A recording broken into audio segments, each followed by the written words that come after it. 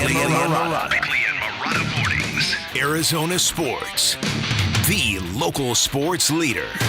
Bickley Blast. The NFL will let you know when you are not in good standing. Just look at the Arizona Cardinals. In 2001, they received their bye in Week 1, the earliest bye in history, and a massive show of disrespect to a team that deserved it. After all, they had lost 104 football games in the previous 10 years combined. Now, in 2023, the Cardinals and Commanders are coming off the latest bye week in NFL history. They've been two of the most dysfunctional franchises in the league for the better part of the past 6 years. So is it a coincidence or nah? Either way, this is truly a blessing in disguise because the bye week is coming right in the middle of Kyler Murray's season, and it gave him a minute to reset and refocus before a 4-game gauntlet to end the season. So why does that matter? It matters because the final 4 games are the bridge to 2024, and last week, 4 of the 5 teams with 4 losses all notched improbable victories, which means the Cardinals have a margin for error to win a game or two and keep their draft status intact. And if the Cardinals hang tough, they are going to end up with the best of both worlds, a top 3 draft pick and optimism for the future. And if Kyler Murray can just finish strong and finish sturdy, he's going to give the Cardinals something else they would really relish, a quiet offseason with a franchise quarterback already in pocket. All right, today's Bickley Blast brought to you by my great friends at Chapman BMW who make luxury affordable. Find them online at chapmanbmw.com.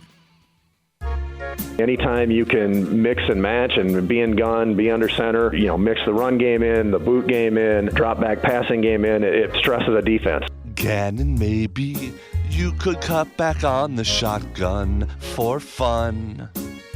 It's been an awful long year, Gannon, maybe you could beat the Niners Sunday. Gannon, maybe Kyler plays under center more, for sure. And he will have a big game, Gannon, maybe you could beat the Niners Sunday. Think of all the plays we've missed. Think of what Dobbs did before he was dismissed.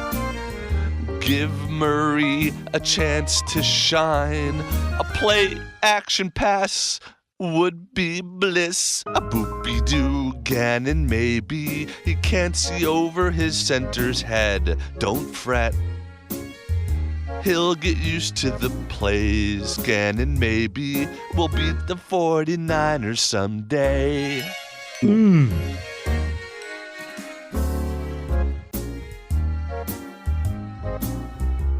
That's it? That's it. I've never heard you say that at the end What of a is song. that wolf gobbledygook? I want more. I don't know. You want what? I want more. I was just searching for wolf sounds, and there's just several of them labeled wolf noises. And there you go. Those were definitely wolf noises. Yeah, I Well thought it felt done, like Jarrett. the boopity boppity. Yeah, there you I go. enjoyed that. Thank you. That's you have the Christmas spirit. That's why. Sure. And that song is so much better when it's not done with the annoying vocals. Yeah, I mean, your vocals are annoying, but in a less different way, not in a creepy way. Yeah. Yeah. Well, yeah. I give it a solid 9. There you go. Wow. Thank you. Yeah. Okay. Jarrett Carlen's weekly Cardinals song parody. They're back from the bye. A lot. Yeah, obviously, they got great players all over the field, rotating in and out every D lineman on the field. They got a ton of guys over there, more than probably anybody in the league. And we know, they've since I got in the league, it's been like that. So I'm not gonna say I'm used to it, but. Got to be ready for a war. Got to be ready for a war. I know they're not going to come in here and take us lightly, especially after, last game we played pretty good. But, man, like I said, man, it's a great opportunity. You're playing probably against the best defense in the league for me and for everybody on this offense. We should go out there with a chip on our shoulder and go out there and be ready to execute. It's Kyler Murray talking about the 49ers defense earlier this week. Starting with the line, it's kind of an embarrassment of riches. Mm-hmm. You have Nick Bosa. Eric Armstead. You bring in Javon Hargrave from Philadelphia last year, plug him right in the middle. And then, by the way, at the trade deadline, just add Chase Young, who in my opinion, has been the way he was hyped. He's been a disappointment, but he can still play. Mm-hmm. And he's your fourth best lineman. I mean, that's an embarrassment of riches. No, I know. And so it's going to be a massive undertaking for this team to kind of put something together, for their offense to kind of possess the ball a little bit. And the 49ers have proven when they get their stuff rolling, it's blowout city. They don't beat you, they beat you badly. And the Cardinals are 2-touchdown underdogs at home, which tells you all you need to know. And so as we talked about earlier, this would be a fun game to win because it's against a division opponent. I don't see how they get to the finish line with this one. But either way, I do think that these 4 games, I don't think you look at these games individually. I think you look at the 4 collectively. I think we all agree Kyler Murray came out of his first 4 games in pretty good shape. There was the first victory that we all raved about. There was the victory in Pittsburgh we all raved about. In between, there was Matt and one bad game. So to me, I think that this is what it's all about now. If Kyler Murray, more than anybody, can finish this season strong, I think everyone's going to feel kind of good about closing the book on this season and moving forward.